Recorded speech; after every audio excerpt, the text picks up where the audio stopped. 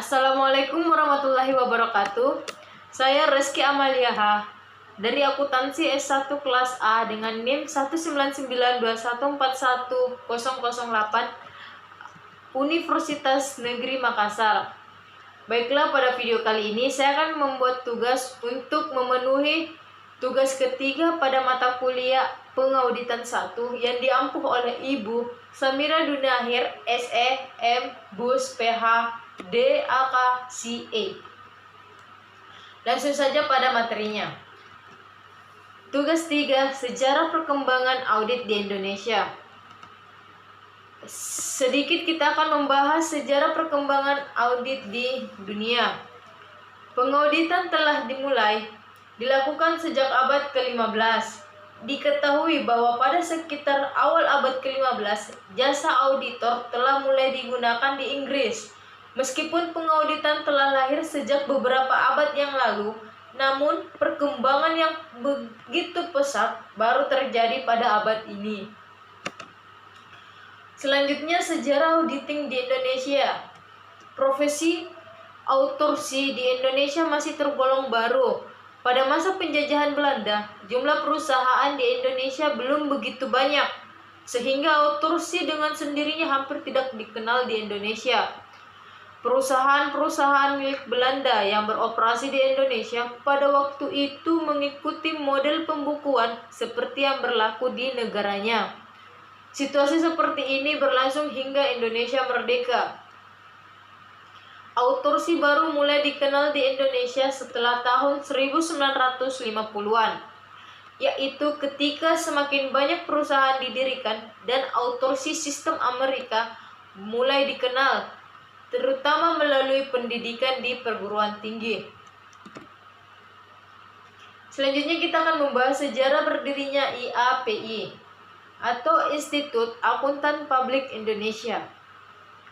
Di Indonesia sendiri, praktik audit di sektor pemerintahan dan swasta dilaksanakan demi terwujudnya good governance. Saat merdeka, Indonesia hanya memiliki Profesor Dr. Abu Tari dan Profesor Soemarjo sebagai lulusan akuntan asal Belanda pada tahun 1956.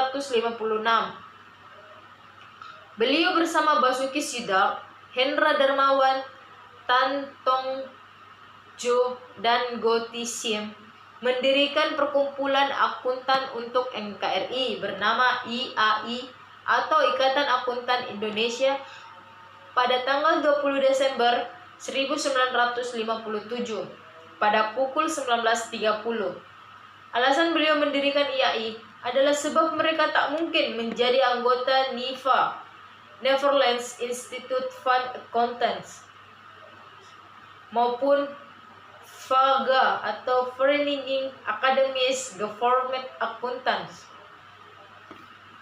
Namun setelah 5 tahun sejak berdirinya IAI, tepat pada 20 Mei 2007, berdirilah IAPI atau Institut Akuntan Publik Indonesia sebagai organisasi akuntan publik yang independen dan mandiri dengan berbadan hukum yang diputuskan melalui rapat umum anggota luar biasa IAI. Kompartemen Akuntan Publik dan menunjuk Dr. Andes Ahmad Hadibroto sebagai Ketua Dewan Pengurus Nasional IAI. Tanggal 4